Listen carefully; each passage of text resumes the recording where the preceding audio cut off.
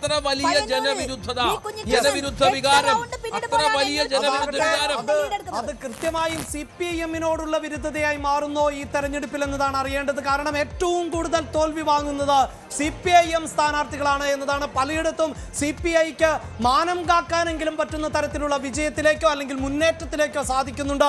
ഒരു ഘട്ടത്തിലെങ്കിലും VD സതീശനെ പോലും രാഷ്ട്രീയ എതിരാളിയായി ടൈസന് വിറപ്പിക്കാൻ സാധിച്ചിരുന്നു എന്നത് CPIക്ക് വലിയ ആശ്വാസമാണ്. പക്ഷേ CPIM-ന് അഭിമാനിക്കാൻ ഒന്നുമില്ല.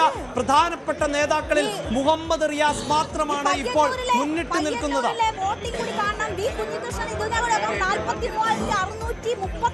വോട്ടുകൾ കിട്ടുന്നു, 876 വോട്ടിന്റെ ലീഡ്. TI മധുസൂദനന് കിട്ടുന്നത് 42,763 വോട്ടുകളാണ്. കഴിഞ്ഞ തവണ 40,000-ത്തിലധികം വോട്ടുകൾക്ക് ജയിച്ച ഇടത്താണ് ഈ അവസ്ഥ എന്നത് ഓർക്കണം. കേരളത്തിന്റെ ചരിത്രത്തിലെ ഏറ്റവും വലിയ മാജിക് നമ്പറിലേക്ക് ഞങ്ങൾ എത്തിയിരിക്കുകയാണ്.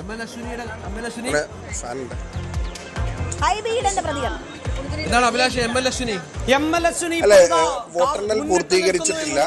ഞങ്ങള് നഷ്ടപ്പെട്ടു പോയ ഞങ്ങളുടെ പല സീറ്റുകളും ഇനി എണ്ണാനുള്ളത് UDF-ന് വലിയ മേൽക്കൈയുള്ള സ്ഥലങ്ങളാണ്. കൊച്ചിയിലാണെങ്കിൽ കണ്ണമാലി, ചെല്ലാനം, കുമ്പളങ്ങി പ്രദേശം എണ്ണിക്കഴിയുന്നതോടുകൂടി ഞങ്ങളുടെ ഭൂരിപക്ഷം വീണ്ടും വർദ്ധിക്കാൻ പോവുകയാണ്.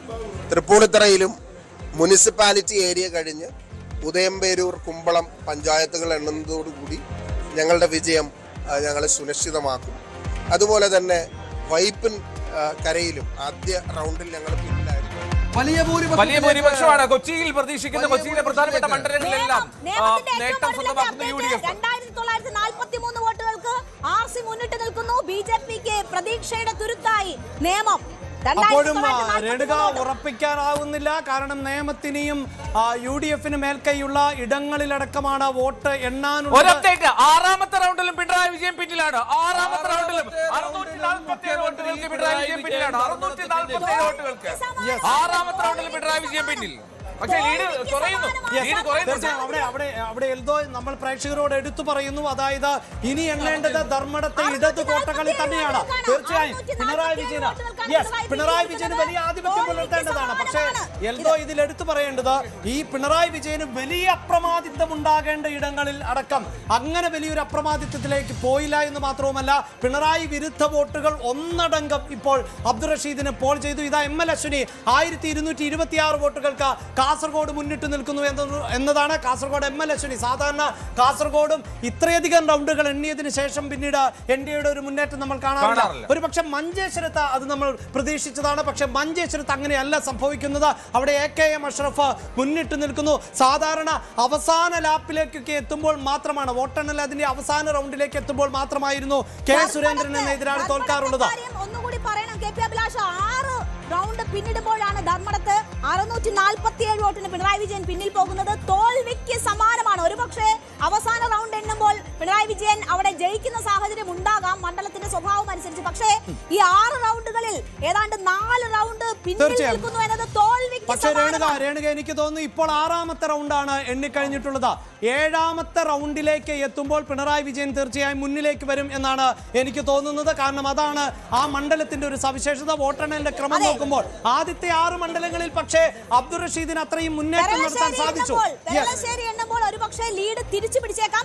അതാണ് സൂചിപ്പിച്ചത്. ഇത് എന്തായാലും തോൽവിക്ക് സമാനമാണ്. 4 റൗണ്ട് പിണറായി വിജയൻ ക്യാപ്റ്റൻ പിന്നിൽ പോകുന്നു എന്നത്.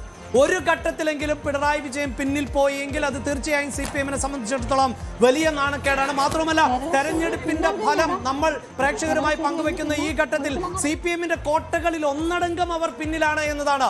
ധർമ്മടത്ത് അവർ പിന്നിട്ട് നിൽക്കുന്നു എന്നതാണ്. തളിപ്പറമ്പിൽ അവർ പിന്നിട്ട് നിൽക്കുന്നു എന്നതാണ്. മട്ടന്നൂരിൽ CPIM പിന്നിട്ട് നിൽക്കുന്നു എന്നതാണ്. ഇത്തരത്തിൽ എല്ലാ ഇടങ്ങളിലും അതായത് CPM-ന്റെ കോട്ടകളായി ഒരുപക്ഷെ വരും മണിക്കൂറുകൾ എല്ലാം CPIM തിരിച്ചു വന്നേക്കാം. അന്തിമ ഫലത്തിലേക്ക് വരുമ്പോൾ നമ്മൾ ഈ സൂചിപ്പിക്കുന്ന ധർമ്മടത്ത് പിണറായി വിജയൻ മുന്നിലേക്ക് വരാം, മട്ടന്നൂർ മുന്നിലേക്ക് വരാം. ഇതാ വീണ്ടും കോൺഗ്രസ് ആസ്ഥാനത്ത് നിന്ന് ഇതായിരുന്നു ഈ തെരഞ്ഞെടുപ്പിന്റെ വിജയം. അതായത് കോൺഗ്രസ് ഒറ്റക്കെട്ടായി പരസ്പരം അഭിപ്രായ ഭിന്നതകൾ ഉണ്ടായെങ്കിലും അതെല്ലാം പരിഹരിച്ചുകൊണ്ട് ഒറ്റക്കെട്ടായി മുന്നേറിയതിന്റെ ചരിത്ര വിജയം ആഘോഷിക്കുന്ന നിമിഷമാണ്. മുതിർന്ന നേതാക്കൾ കേക്ക് മുറിച്ചുകൊണ്ട് ആ ആഘോഷം പങ്കുവെക്കുന്നു. അവിടെ നമുക്ക് ഈ വിജയം ഈ വിജയം തീർച്ചയായും ഇത് വി ഡി സതീശന് അവകാശപ്പെട്ടതാണ്, അർഹതപ്പെട്ടതാണ് എന്നതിൽ തർക്കമില്ല. അദ്ദേഹം കാക്കശ്യക്കാരനാണ്. വി ഡി സതീശന്റെ പല നിലപാടുകളും തെറ്റാണ്, ഇത് ശരിയല്ല എന്നൊക്കെ പാർട്ടിക്കകത്ത് നിന്ന് അഭിപ്രായങ്ങൾ ഉണ്ടായിരുന്നു. പക്ഷെ അപ്പോഴും അദ്ദേഹം പറഞ്ഞു 100 സീറ്റ്, 100-നടുത്ത് സീറ്റ് വിജയിച്ചിരിക്കും എന്നുള്ളത്. ഒരു പക്ഷേ പാലക്കാട് ഉപതെരഞ്ഞെടുപ്പ് മുതൽ നമ്മൾ കണ്ടതാണ് വി ഡി സതീശനെ പോലെയുള്ള നേതാവിന്റെ ഇത്രമേൽ കൃത്യമായ ചില നിലപാടുകൾ. പക്ഷെ പാലക്കാട് ആ തെരഞ്ഞെടുപ്പ് തെറ്റായി പോയി എന്നത് രാഹുൽ മാങ്കൂട്ടം വലിയ നാണക്കേട് അവിടെ ഉണ്ടാക്കിയെങ്കിൽ പോലും അതിനുശേഷം നിയമസഭാ തെരഞ്ഞെടുപ്പിലേക്ക് വന്നപ്പോഴും വി ഡി സതീശൻ തന്നെ തീരുമാനങ്ങൾ എടുത്തിരുന്നു. പ്രധാനപ്പെട്ട തീരുമാനങ്ങളെല്ലാം സതീശൻ തന്നെയാണ് എടുത്തിരുന്നത്.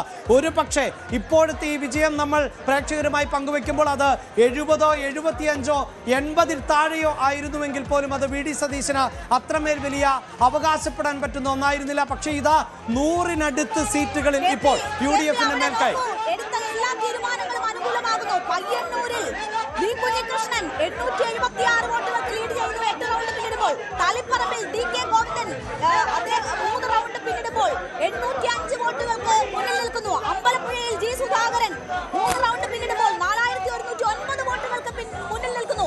എടുത്ത എല്ലാ തീരുമാനങ്ങളും യു ഡി എഫിന് അനുകൂലമായി വരുന്നു. വി ഡി സതീശനെ സംബന്ധിച്ച് ആ തീരുമാനങ്ങൾ എടുത്ത അതിന് നേതൃത്വം നൽകിയ വ്യക്തി എന്ന നിലയിൽ അതൊക്കെ ആഡഡ് അഡ്വാൻറ്റേജ് ആയി വരുന്ന ഒരു സാഹചര്യം കൂടിയുണ്ട്. സൂചിപ്പിച്ചോട്ടെ KP, അതായത് കേരള കോൺഗ്രസ് വാണി വിഭാഗത്തിന്റെ കനത്ത തിരിച്ചടിയാണ്, വലിയ തിരിച്ചടി. ഒരു സീറ്റിൽ പോലും നിലവിൽ അവർ ലീഡ് ചെയ്യുകയോ സാധ്യത കൽപ്പിക്കുന്നില്ല. പാലായിൽ പുറകിലാണ്. ഇപ്പൊ ഏറ്റവും കൂടുതൽ സാധ്യത പൂഞ്ഞാറിലും യു ഡി എഫ് വീണ്ടും കേരള കോൺഗ്രസിന്റെ ആത്മഹത്യാപരമായ ഒരു നിലപാട്. കാരണം കേരള കോൺഗ്രസ് എമ്മിന് ഈ ഘട്ടത്തിൽ വേണമെങ്കിൽ കേരള കോൺഗ്രസിന് തിരിച്ചു വരാമായിരുന്നു, യു ഡി എഫിന്റെ ഭാഗമാകാമായിരുന്നു. അത്തരം ചില ചർച്ചകൾ വളരെ കൃത്യമായി തന്നെ കേരള കോൺഗ്രസിനകത്ത് നടന്നതാണ്. അവിടെയായിരുന്നു റോഷി അഗസ്റ്റിൻ എന്ന മന്ത്രി എടുത്ത തീരുമാനം നിർണായകമായത്. ഒരുപക്ഷെ Kerala Congress M Jose K Mani U D എഫിന്റെ ഭാഗമായാൽ പാർട്ടി പിളരും എന്ന സാധ്യത മുന്നിൽ കണ്ടു. റോഷി അഗസ്റ്റിൻ പാർട്ടി രൂപീകരിക്കുമെന്ന സാധ്യത മുന്നിൽ കണ്ടു. അങ്ങനെ LDF-നൊപ്പം തുടർന്നു. ഇതാ രേണുക ഇപ്പോഴിതാ ദൃശ്യങ്ങളിൽ വലിയ ആഘോഷം, ലീഗ് ഓഫീസിലടക്കം വലിയ ആഘോഷം. ഇതാ വലിയ പൂമാല ധരിപ്പിക്കുകയാണ് കുഞ്ഞികൃഷ്ണനും ജി സുധാകരനും മധുസൂദനും. പാർട്ടി വിട്ടവരൊക്കെ വിസ്മയങ്ങളായി. കുഞ്ഞികൃഷ്ണനും ടി കെ ഗോവിന്ദനും ജി സുധാകരനും ജയിച്ചു കയറുകയാണ്. നിയമസഭയിലേക്ക് വീണ്ടും എത്തുന്നു. അതാണ് ഏറ്റവും വലിയ വിസ്മയമായി ഈ തെരഞ്ഞെടുപ്പിന്റെ ഭാഗമായി വരുന്നത്. വിസ്മയങ്ങളായി ഇതായി 3 പേർ സംഭവിച്ചേക്കാം എന്നുള്ളത് ഏറ്റവും പ്രധാനപ്പെട്ട ഒന്നാണ്. കേരള കോൺഗ്രസ് എമ്മിന്റെ വലിയ പരാജയം സംഭവിക്കുന്നു. മുഴുവൻ സീറ്റിലും തോറ്റ് തുന്നം പാടുകയാണ്. ജോസഫ് ഗ്രൂപ്പിന്റെ തിരിച്ചുവരവ്, മത്സരിച്ച 8 സീറ്റുകളിൽ 7 വിജയിക്കുന്നു. അങ്ങനെ കോട്ട കൊത്തളങ്ങൾ പോലും തകർത്തുകൊണ്ട് ജനം പിണറായി വിജയനോട് രഞ്ജിത്ത്, നമ്മൾ ഈ ദൃശ്യങ്ങളിൽ കാണുന്നത് മുസ്ലിം ലീഗിന്റെ ആഘോഷമാണ്. അവർക്കുമേറെ അഭിമാനിക്കാം. കാരണം ഇത്രയധികം പരാജയം, അതായത് തുടർച്ചയായി 10 വർഷം പ്രതിപക്ഷത്തിരിക്കുമ്പോൾ ഏറ്റവും സംശയിക്കപ്പെട്ടത് ലീഗിന്റെ നിലപാട് എന്തായിരിക്കുമെന്നതാണ്. ഒരുപക്ഷെ അവർ മറുകണ്ഠം ചാടുമോ, ഭരണത്തിലില്ലാത്ത ഒരു ലീഗിനെ വിശ്വസിക്കാനാകുമോ എന്നൊക്കെ വിമർശകർ ചോദിച്ചുവെങ്കിൽ ഞങ്ങൾ ഉറപ്പിച്ചു നിർത്തുന്നു കോൺഗ്രസിനോടൊപ്പം. പിണറായി വിജയന്റെ വീടിരിക്കുന്ന വേങ്ങാട് പഞ്ചായത്തിൽ UDF-നാണ് മേൽക്കൈ. കൂടുതൽ വാർത്തകൾക്ക് news 18 Keralam YouTube channel subscribe ചെയ്യുക.